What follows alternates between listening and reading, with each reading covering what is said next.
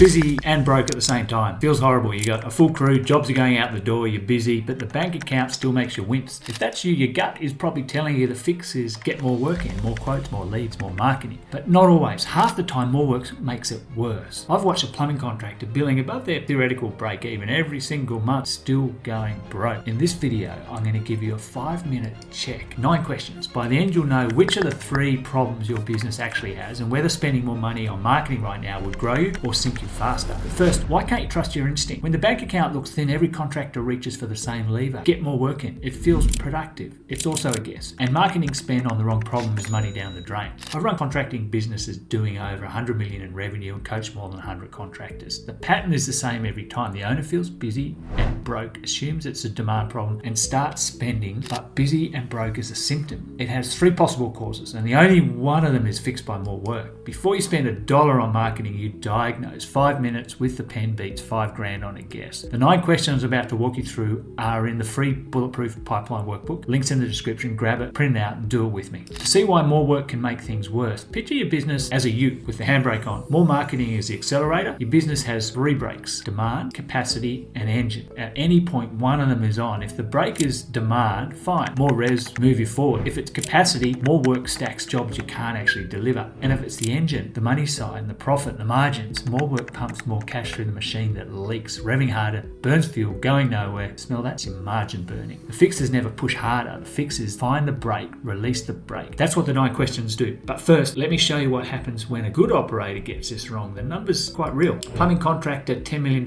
in the pipeline, winning work, billing around $283,000 a month. Theoretical break even at $220, so sounded okay, but his gross profit had slipped and he didn't know it. Down at 12%, overheads were still running at 22, so he was losing money every job he did. 10 cents in the dollar gone on work that he was winning. He ran out of cash and his gut said what yours would say: I need more work. If he'd thrown more work in, he'd have gone broker quicker, would have just accelerated the problem. Where to do the opposite. No more work, fix the gross profit first, never throw more work into a business is losing money on the work it already had. Revenue isn't the score, gross profit, overheads is the score. Now let's run a check on your business. Yes or no answers: no, sort of, 60 seconds per break. Quickly, demand. Not enough work coming in? Are quotes per month dropping off? Is your win rate getting below 30% or whatever your target is? Is your pipeline coverage more than 2 times what you expect each month? Less than $2 of quotes for every dollar you need to build is a bit of a warning sign. Capacity, too much work to deliver? Are you turning away work? Are your crew working weekends? You got loads of overtime going, just trying to catch up? Have lead times stretched past 4 weeks? Does it take you weeks and weeks to book a new job in? Then check the engine. Work comes in, money leaks out. Is your gross profit percentage trending down, or is it where it should be? Is cash tight even though revenue looks all right? And be honest, do you actually know these real numbers on each job? And do you look at them regularly on the business on a weekly basis? Circle the break with the most yeses in there. If 2 are close, pick one that's hurting the most this month. That circle is worth more than any marketing plan. If you're driving and you can't write, this exact checklist is in the Bulletproof Pipeline workbook right now, so you can do it later on. You probably started this video thinking you need more leads. The check may have said otherwise, and ignoring that is where the real damage happens. When I run this in a room of contractors, most circle the engine and capacity. Almost nobody's putting demand down. Think about what that means. The advice you hear everywhere: run ads, buy leads, post more, is aimed at one break most contractors don't have. If you circle the engine, hear this clearly. Fix it first. A leaky bucket doesn't need more water. Get your job costing right, know your GP per client, get the books clean, and then build the pipeline. Marketing multiplies whatever it's poured into. Pour it into a sound engine and it compounds. It's really positive. Pour it into a leaky one and it drains and just makes you go broke faster. If you get really stuck on this and numbers aren't your thing, you can always jump on,